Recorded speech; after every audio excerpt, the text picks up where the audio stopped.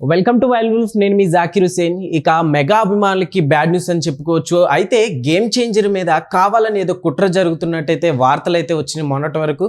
So ఇప్పుడైతే సినీ రాజకీయాల్లో కూడా అది నిజమే అంటున్నారు. సో దీని గురించి అయితే విశ్లేషణ తీసుకుందాం. ప్రస్తుతం మనతోటి సీనియర్ జర్నలిస్ట్ యజ్ఞమూర్తి గారు ఉన్నారు. సార్కి వెల్కమ్ చెప్పేద్దాం. Hi sir.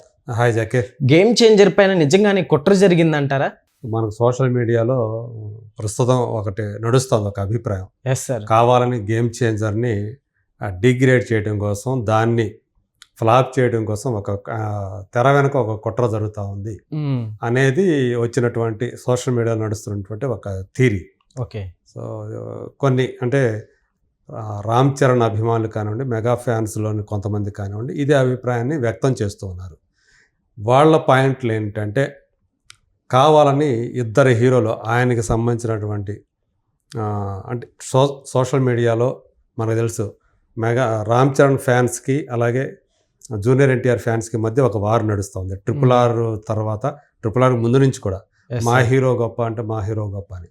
సో అట్లా జూనియర్ ఎన్టీఆర్ ఫ్యాన్స్లో కొంతమంది, అలాగే ఈ మధ్యకాలంలో మనకు తెలుసు mega fans versus Allu army అంటూ సోషల్ మీడియాలో ఒక వార్ నడిచింది. అంటే అల్లు అర్జున్ ఫ్యాన్స్కి రామ్ చరణ్ ఫ్యాన్స్కి మధ్య వారు ఉందని. అట్లా అల్లు అర్జున్ ఫ్యాన్స్ కూడా గేమ్ చేంజర్కి వ్యతిరేకంగా పనిచేస్తున్నారు. జూనియర్ ఎన్టీఆర్ ఫ్యాన్స్ అలాగే అల్లు అర్జున్ ఫ్యాన్స్ కొంత, అంటే నేను అందరూ కాదు, అందులో కొన్ని సెక్షన్స్ ఎవరైతే ఉన్నారో వాళ్ళు ఈ గేమ్ చేంజర్కి వ్యతిరేకంగా ఆ టాక్ని, నెగిటివ్ టాక్ని బాగా స్ప్రెడ్ చేశారు అనేది ఒక వినిపిస్తున్నటువంటి ఒక విషయం. అంటే ఇందులో ఇది కూడా కుట్రలో ఒక భాగంగా వాళ్ళు చెప్పేటువంటి రామ్ చరణ్ ఫ్యాన్స్ కొంతమంది వ్యక్తం చేస్తున్నటువంటి అభిప్రాయం. ఓకే. అన్నిటికంటే ఏంటంటే, ఈ సినిమా రిలీజ్ అయిన తర్వాత సాధారణంగా ఆ సినిమాకి ఎలా టాక్తో irrespective of talk, mouth talk, సాధారణంగా ఎవరైతే ప్రొడ్యూసర్ ఉన్నారో వాళ్ళు ఖచ్చితంగా ఒక ప్రెస్ మీట్ పెడతారు.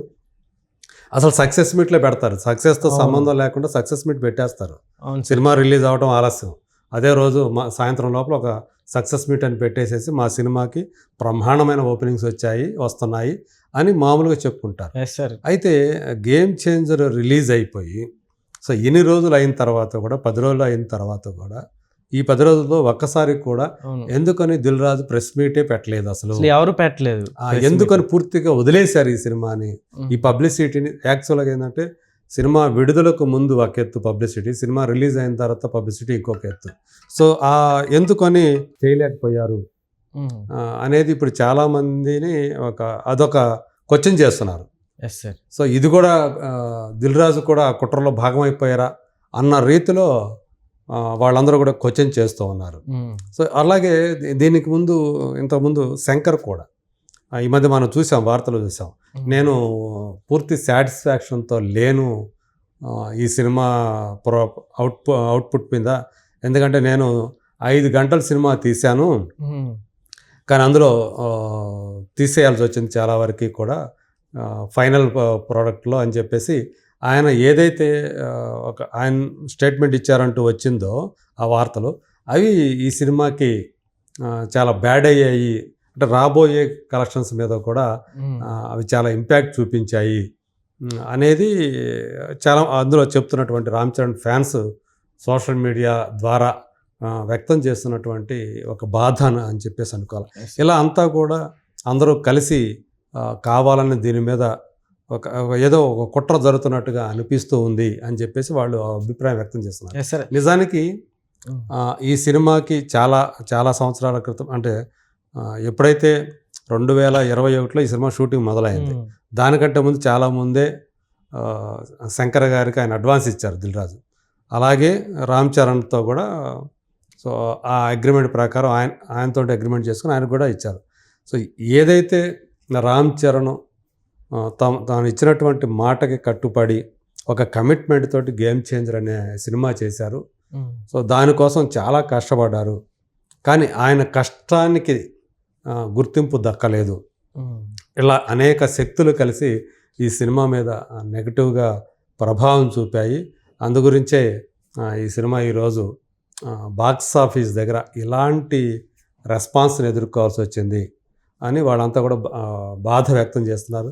ఏదేమైనప్పటికీ కూడా ఇప్పటికీ మనం అనుకుంటున్నట్టు 10 రోజులు పూర్తయినప్పటికీ కూడా ఈ సినిమా విడుదలై సో ఇప్పటికీ 50% కూడా రికవర్ కాకపోవటం, దాని మీద ఏదైతే ప్రీ బిజినెస్ వాల్యూ ఉందో అది పూర్తిగా 50% కూడా రాకపోవటం ఈ సినిమా ఫేట్ ఎలా ఉండబోతుంది అనడానికి నిదర్శనం.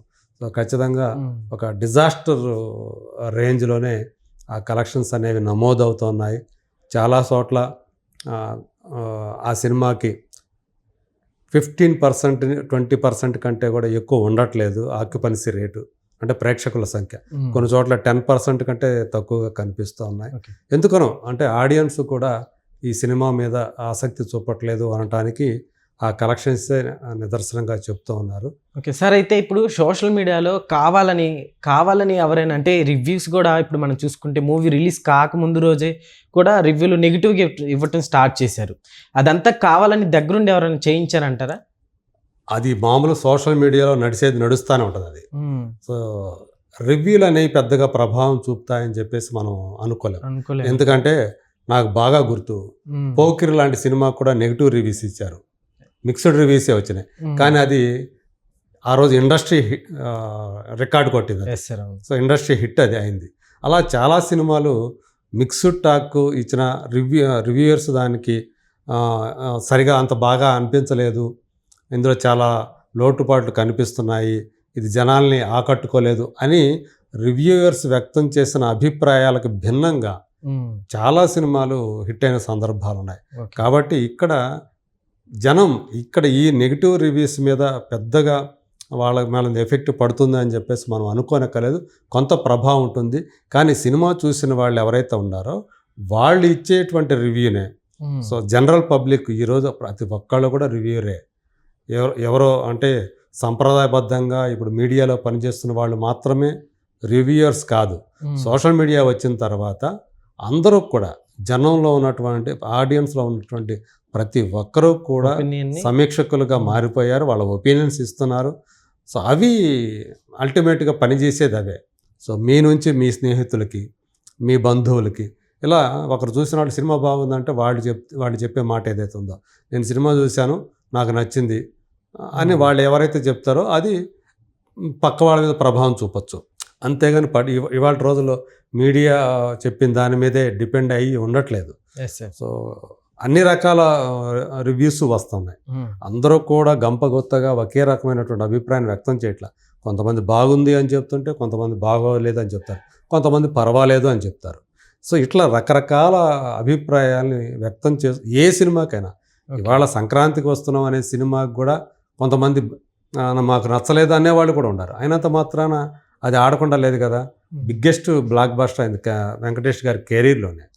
సో కాబట్టి అదేమీ కాదు. కానీ ఏదైతే ఈ ప్రచారం జరుగుతూ ఉందో దీని మీద గేమ్ చేంజర్ అనే దాని మీద వెనక అది ఫ్లాప్ అవ్వాలని చెప్పి ఒక కుట్ర జరుగుతుంది. అందులో భాగంగానే శంకర్ గారేమో ఎలా మాట్లాడారు, దిల్ రాజు గారు ఎంతవరకు అసలు ప్రెస్ మీటే పెట్టలేదు. సో మామూలుగా అయితే చెత్త సినిమా కూడా గ్రాండ్గా 1000 వాలాలు 10,000 వాలాలు పేలుస్తారు సినిమా రిలీజ్ అయిన తర్వాత. దీనికి అలాంటి ఏది జరపలేదు. దిల్ రాజు సైతం ఆయన కూడా కామ్గా ఉండిపోయారు అని ఎవరైతే కొంతమంది బాధను వ్యక్తం చేస్తున్నారో అదంతా కూడా రామ్ చరణ్ మీద ఉన్నటువంటి అభిమానంతో వాళ్ళు అలాంటి బాధను వ్యక్తం చేస్తున్నారు అనుకోవచ్చు. కాకపోతే ఒక ప్రశ్న మాత్రం ఉంది. ఎందుకని దిల్ రాజు గారు వెంటనే సినిమా రిలీజ్ అయిన తర్వాత, ఇదివరకు ప్రతి సినిమాకి ఆయన ప్రెస్ మీట్లు పెట్టేవాళ్ళు కదా, ఈ గేమ్ చేంజర్కి ఎందుకు ప్రెస్ మీట్ పెట్టలేదు, సక్సెస్ మీట్ పెట్టలేదు అనే ప్రశ్న మాత్రం చాలామందిని తొలుస్తూనే ఉంది. బట్ దానికి సమాధానం చెప్పగలిగేది దిల్ రాజు ఆయన పార్ట్నర్స్ మాత్రమే అని చెప్పేసి మనం అనుకోవాలి. Okay sir, thank you.